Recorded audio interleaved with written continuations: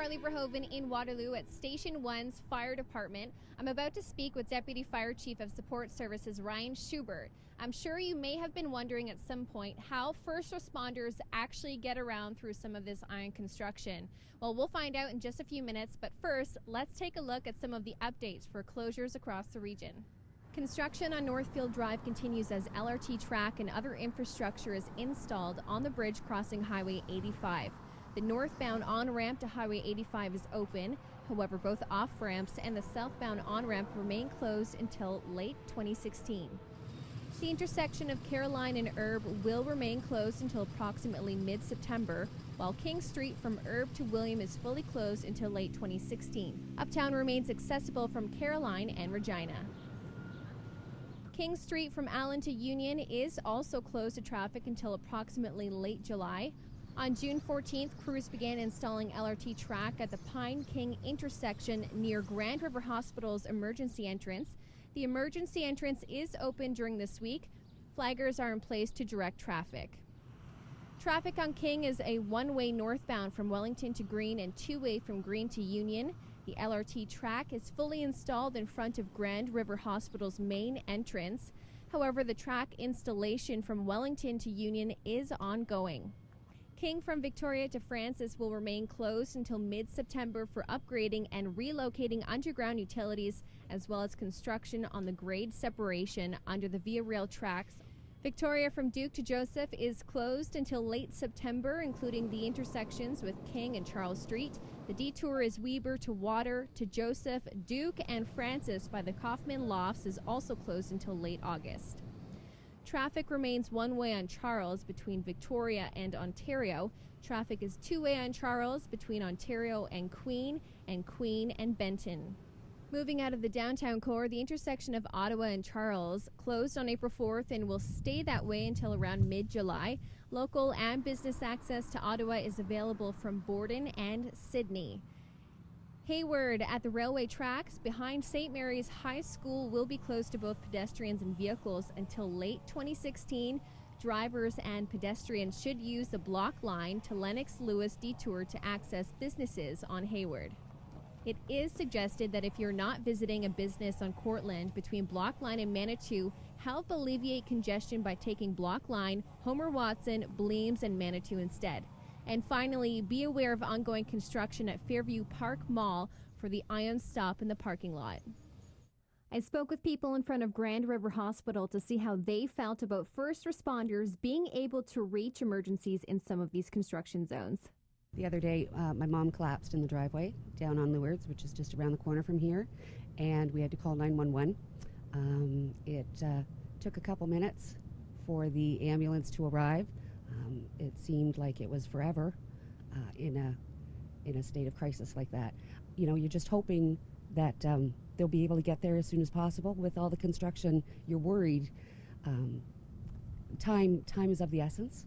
They have to make an opening. That's only right. There is an access route. If things got bad, I don't know what would happen if it was like a life or death situation. But the road is open. I mean, what are you going to do? They need a road open. So sometimes the ambulances do have a hard time getting through. I live right in front of the hospital here, and you see them trying to go in and out, and they have to go through all these side roads to be able to get to the emergency room. So it's kind of scary sometimes.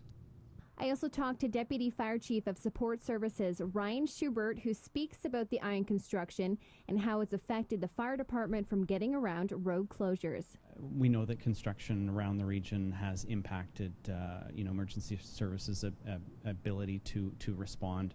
However, there's a number of impacts within the community, such as weather, time of day, traffic congestion, and so on and so forth. So at Waterloo Fire Rescue, we've taken a proactive approach, and drivers prepare themselves in advance of a response to ensure that they're taking a suitable route that where the least amount of construction and impact is to the actual overall response. Basically, the fire department, as I mentioned, we proactively plan, so we are aware of closures that do exist at this time.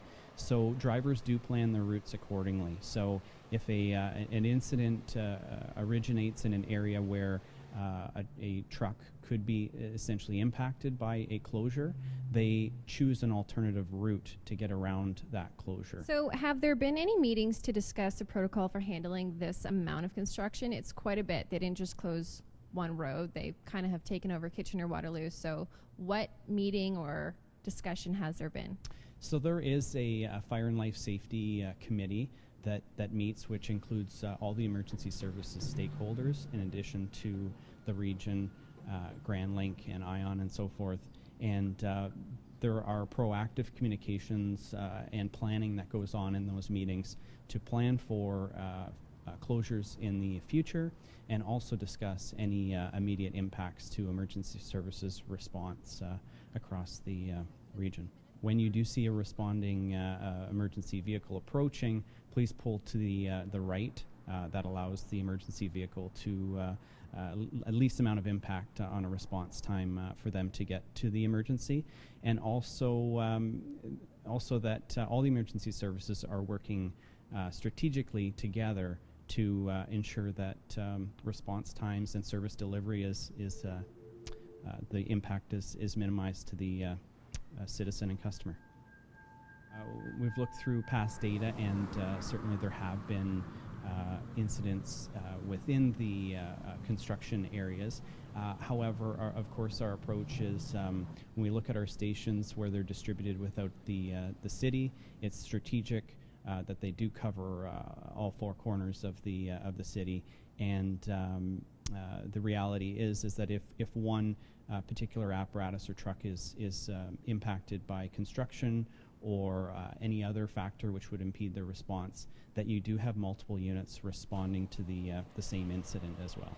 We've taken a strategic approach and a collaborative approach with the region and all stakeholders to ensure that service delivery is not impacted.